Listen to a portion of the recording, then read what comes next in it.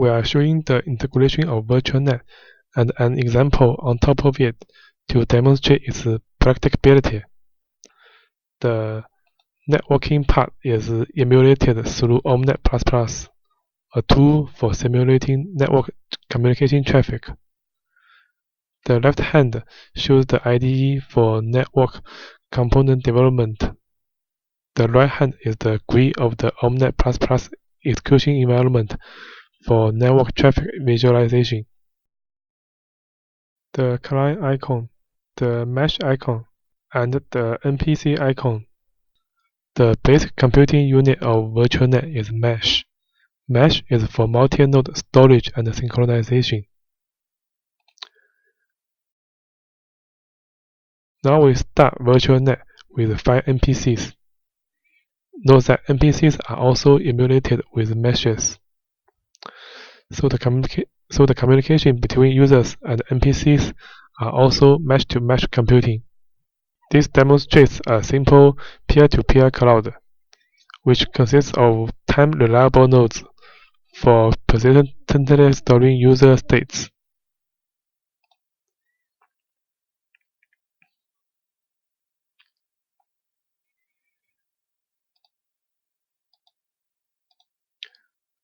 Now we are starting the client and GUI, inputting the user ID.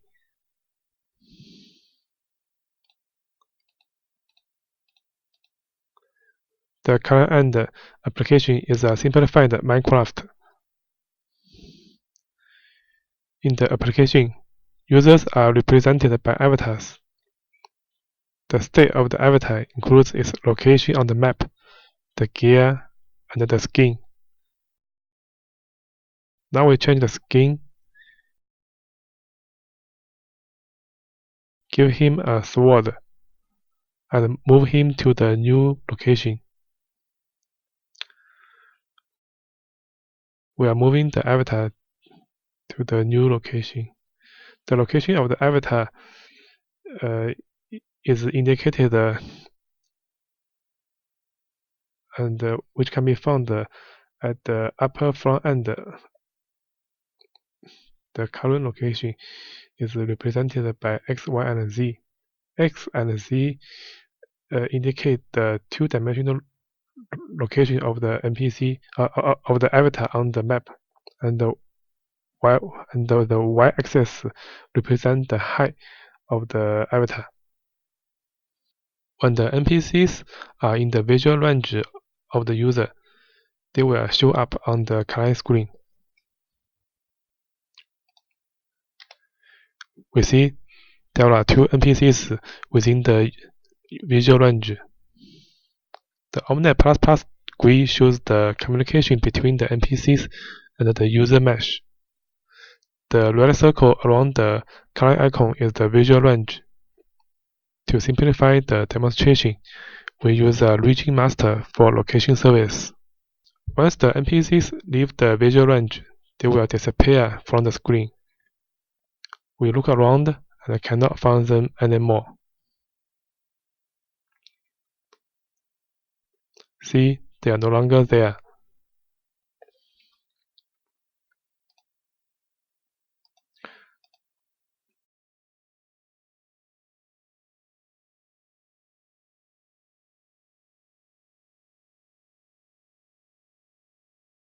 Now we check the state of the nodes of the user mesh in position, skin, and gear.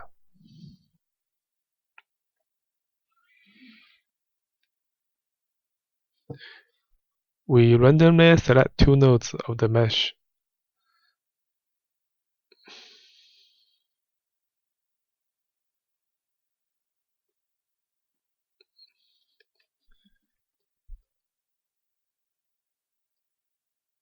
The version number represents the number of event handling.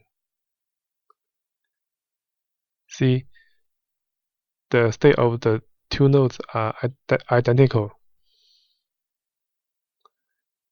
We also compare the encoded internal state of all nodes.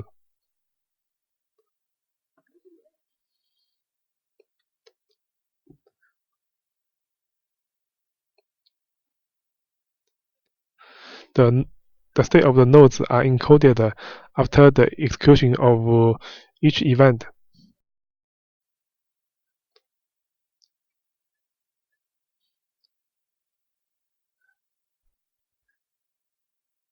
This mesh includes 5 nodes.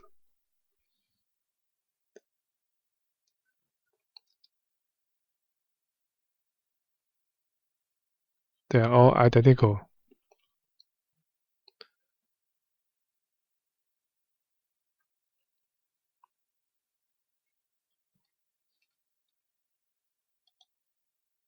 This shows the internal structure of a mesh, including 5 nodes and a rendezvous. This is the internal structure of a node.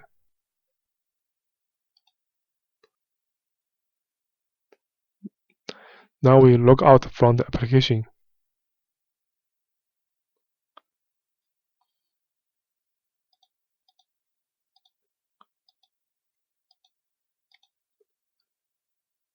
The client icon has disappeared from the OMNeT++ GUI. Now the mesh icon.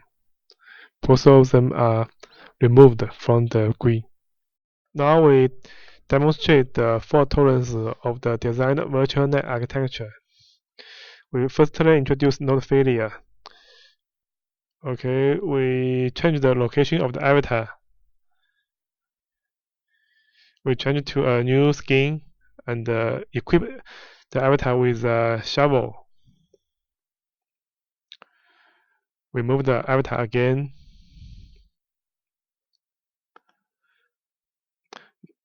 Now we accelerate the simulation and observe the change of mesh nodes.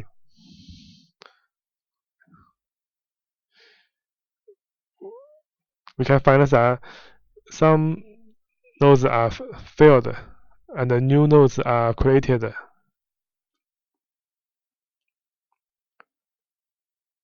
Two new nodes are created.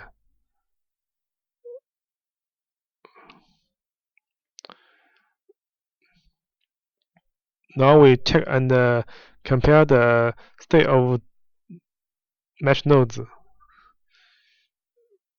The state comparison in avatar position, gear, and skin. We check their values, also the version number. Okay, then we log out and log in to the application with the same user ID.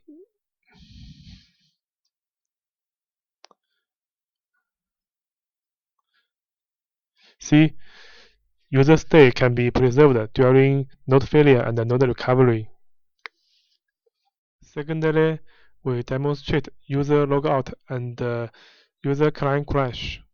We change the avatar state again, move avatar to the new location, change the skin, okay, change the gear. Here we highlight the avatar state. Okay, now we log out by pressing the escape button. Both client icon and mesh icon have been removed. Now we log in the application with the same user ID.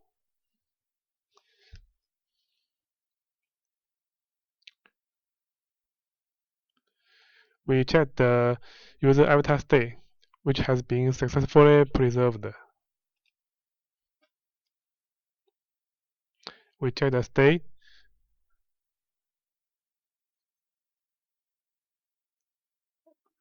Okay, then we change the user avatar to the new state. We then simulate the client crash by pressing the X button, which will fail the client without notifying the remote mesh nodes.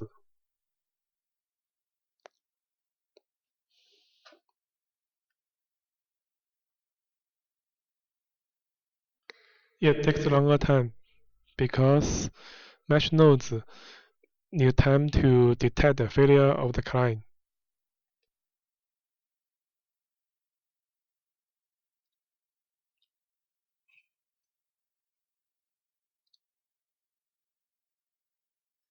Now we log into the application again with the same user ID.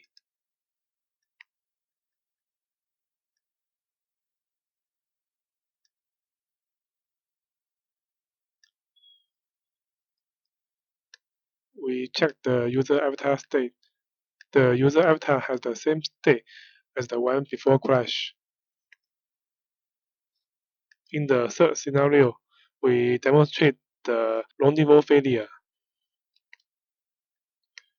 As before, we change the avatar state, move it to the new position.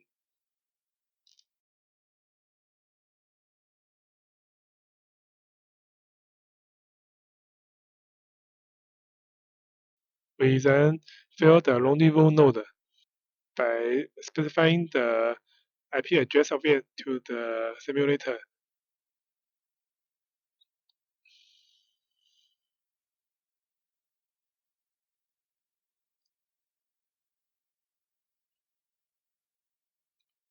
Okay, we then accelerate the simulation. See, the rendezvous node has been taken out.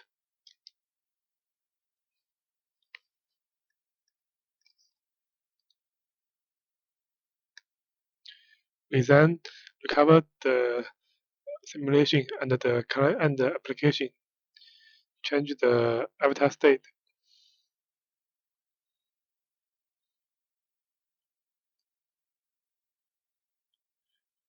We go back to change the mesh. The mesh actually does not exist anymore.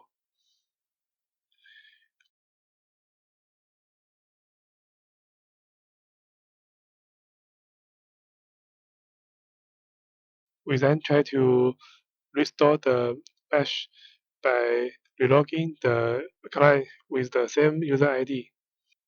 The mesh has been recreated, and we log in the application, check the user avatar state again. Bingo! User state has been successfully preserved. Okay, the fault tolerance ability of the virtual net has been successfully demonstrated. Lastly, we show a multiplayer collaborative work scenario to demonstrate user state synchronization.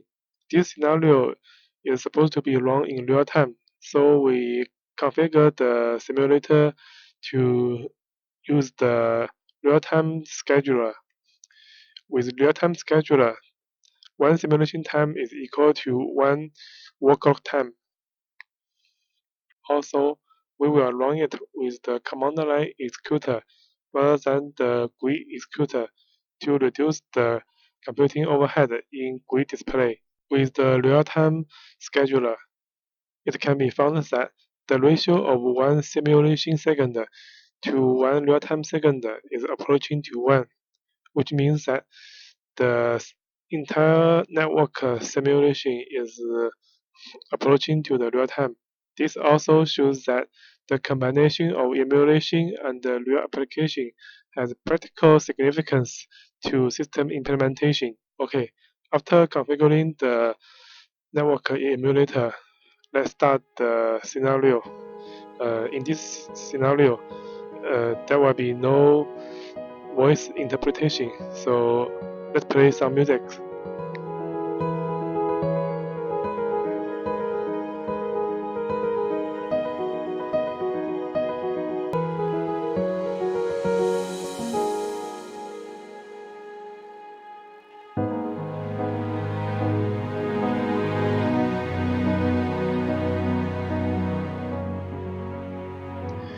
Firstly, they approach the same location to look for each other.